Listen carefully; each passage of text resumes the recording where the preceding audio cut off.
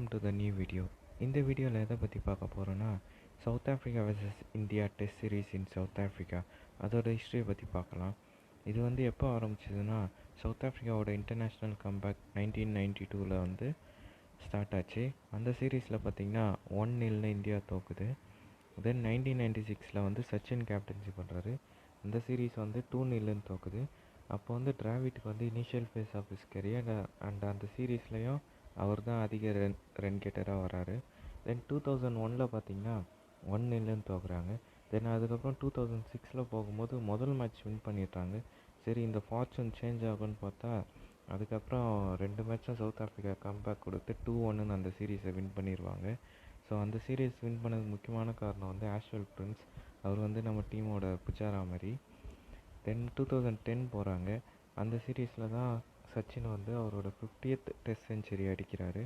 அந்த மேட்ச் ஜெயித்தாலும் அடுத்த match south Africa win பண்ணி சீரீஸை வந்து 1-1 ட்ரா பண்ணிடுறாங்க. இதோட ஸ்பெஷாலிட்டி என்னென்னா, இந்த ஒரே சீரீஸ் தான் இந்தியா டூர் போயிட்டு ட்ரா பண்ணதாக இருக்கும். ஸோ நெக்ஸ்ட்டு பார்த்திங்கன்னா 2013 போகிறாங்க.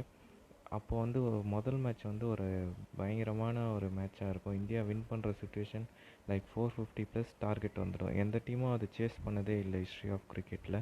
பட் டுப்ளசிஸ் அண்ட் டிவிலியர்ஸோட மிராக்கிள்னால அந்த டெஸ்ட்டை வந்து சவுத் ஆஃப்ரிக்கா சேவ் பண்ணிடுவாங்க. பட் எனியோ அந்த சீரீஸை வந்து 1-0 வின் பண்ணிடுவாங்க.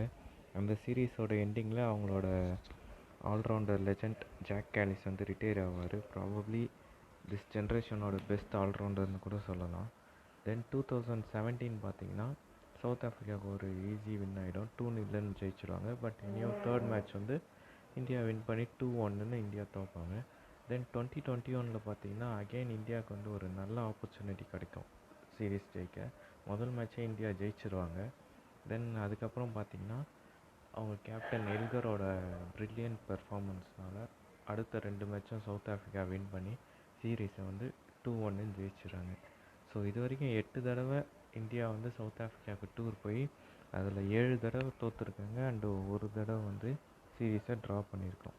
ஸோ இந்த 2023 என்ன ஆகும்னு நீங்கள் நினைக்கிறீங்க? நான் என்ன நினைக்கிறேன்னா, இந்த சீரீஸ் வந்து இந்தியாவுக்கு வந்து ஒரு பயங்கரமான ஆப்பர்ச்சுனிட்டி. ஏன்னா பவுலிங் வந்து ஒரு ஈவெண்ட் கண்டெஸ்ட்டாக இருக்குது. பவுலிங் அண்டு பேட்டிங் பார்த்திங்கன்னா இந்தியாவுக்கு வந்து கொஞ்சம் அப்பர் ஹேண்டாக இருக்குது வித் எக்ஸ்பீரியன்ஸ் இன்சைட். சவுத் ஆஃப்ரிக்காவில் பார்த்திங்கன்னா ஒரு 3-4 பிளேயர்ஸ் வந்து ஒரு கொஞ்சம் இன்எக்ஸ்பீரியன்ஸாக இருக்காங்க கம்பேரிட்டிவ்லி. ஸோ இந்தியா வந்து அவங்க பேட்டிங்கில் வந்து சிறப்பாக ஆடினாங்கன்னா கண்டிப்பாக இந்த சீரீஸில் வந்து ஜெயிக்கலாம்.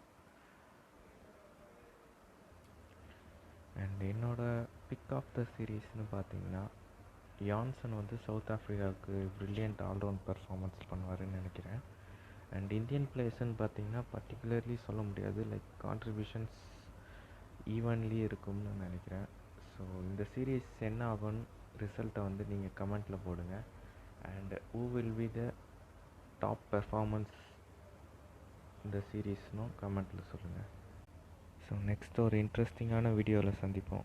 ஸோ லைக் பண்ணுங்கள், கமெண்ட் பண்ணுங்கள், ஷேர் பண்ணுங்கள், மெயினாக சப்ஸ்கிரைப் பண்ணுங்கள். தேங்க்யூ.